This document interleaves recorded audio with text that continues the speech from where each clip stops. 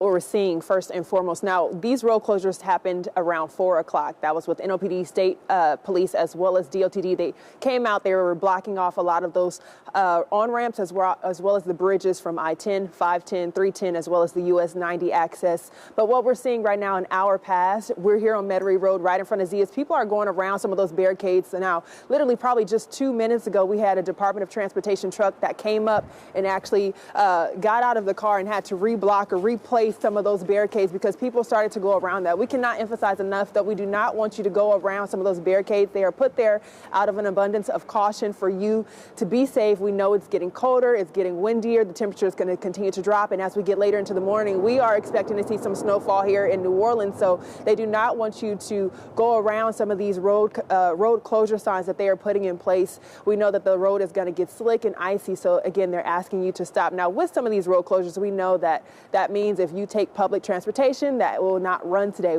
Jefferson Parish as well as New Orleans has suspended bus services today, streetcars as well. Tomorrow is pending on what will happen in Jefferson Parish. We know that they mentioned that yesterday with Cynthia Lee Shang, as well as the public works director, who came on and basically said that it is going to be TBD as well as trash. Trash will not get picked up today or tomorrow. We're hoping that we will get a better update by Thursday, but as well as just some of these roads being locked down, some of those services on the roads that we are normally used to seeing and having are not going to be made available. They don't even want officials out on the roads, just out of an abundance of caution.